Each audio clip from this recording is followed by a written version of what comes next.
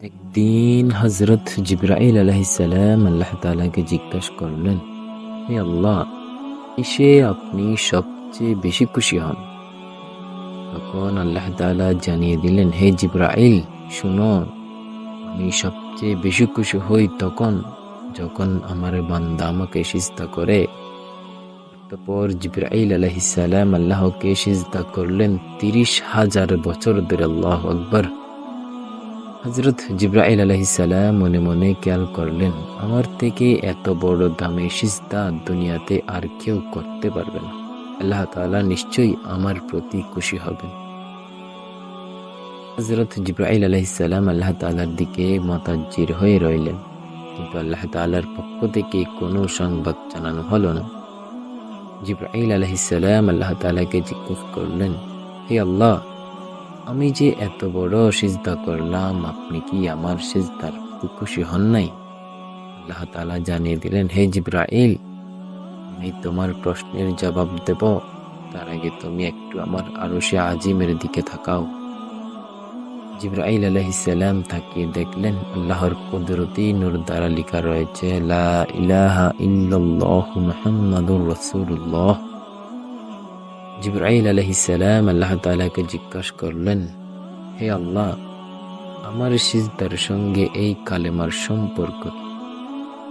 আল্লাহ তাআলা বললেন, ও জিবরাইল, আমি আল্লাহ এই দুনিয়া তৈরি করব। ওই দুনিয়ায় মানব জাতি ও জিন জাতিকে হেদায়েতের জন্য লক্ষাধিক নবী ও রাসূলকে পাঠাই। সর্বশ্রেষ্ঠ ও সর্বশেষ নবী হযরত মুহাম্মদ সাল্লাল্লাহু আলাইহি ওয়াসাল্লামকেও ওই নবীর উম্মতের উপর আমি 5 ওয়াক্ত নামাজ ফরজ করব। আর প্রতি 5 ওয়াক্ত নামাজের মধ্যে 17টা রাকাত আমার জন্য ফরজ করব। প্রত্যেকটা রাকাতের মধ্যে 2টি করে সিজদা হবে, আর প্রত্যেকটা সিজদার মধ্যে 3 বার করে সুবহান রাব্বিয়াল আলা পাঠ করবে।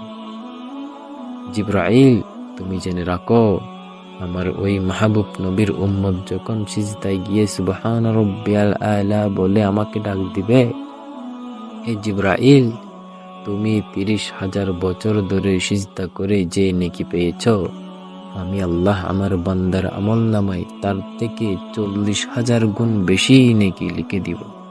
সুবহানাল্লাহ। হে আমার ভাই ও বোনেরা, আসুন আমরা প্রতিদিন 5 ওয়াক্ত করে নামাজ পড়ি, যেন আল্লাহ ও আল্লাহ রসুলকে আমরা সন্তুষ্ট করতে পারি। আমাদের এছাড়া আর কোনো উপায় নেই। আল্লাহ আমাদের সকলকে সঠিক জ্ঞান বোঝার তৌফিক দান করুক। আল্লাহ তাআলা আমাদের